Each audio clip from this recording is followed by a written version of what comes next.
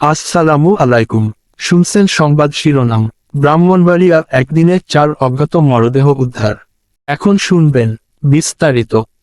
ব্রাহ্মণবাড়িয়া একদিনে 4 অজ্ঞাত লাশ উদ্ধার করেছে পুলিশ। এর মধ্যে 3 জনকে আখাউড়ার রেলওয়া থানাধীন এলাকা থেকে এবং একজনকে সদর উপজেলার রামরাইল থেকে উদ্ধার করা হয়। শুক্রবার সকাল 8টার দিকে আখাউড়ার রেলওয়া থানাধীন দেবগ্রাম এলাকায় অজ্ঞাতনামা এক ব্যক্তি ট্রেনে কাটা পড়ে মারা যান। পুলিশ লাশ উদ্ধার করে ময়না তদন্তের জন্য জেলা সদর হাসপাতালের মর্গে পাঠায়।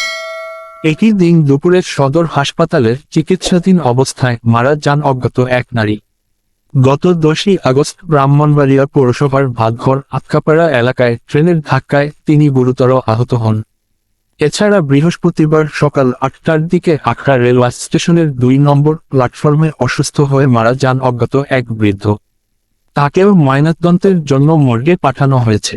অন্যদিকে শুক্রবার সন্ধ্যা 7টার দিকে ব্রাহ্মণবাড়িয়ার সদর উপজেলার রামরাইল ইউনিয়নে বিজেশ্বর গ্রামের দক্ষিণ পাড়ার তিতাস নদীর পাশের রাস্তার উত্তর দিক থেকে অজ্ঞাতনামা এক পুরুষের লাশ উদ্ধার করে সদর মডেল থানা পুলিশ।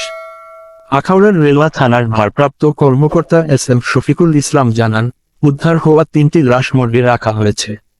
তাদের পরিচয় শনাক্তের পুলিশ ব্যুরো অফ ইনভেস্টিগেশন কাজ করছে। পরিচয় শনাক্ত না হলে বেওয়ারিশ লাশ দাফনের জন্য ব্রাহ্মণবাড়িয়া বাতিঘরকে জানানো হবে।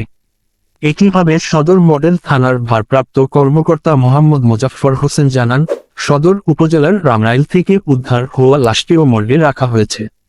পরিচয় না মিললে সেটিও বাতিঘরের মাধ্যমে দাফন করা হবে। ব্রাহ্মণবাড়িয়া 24.news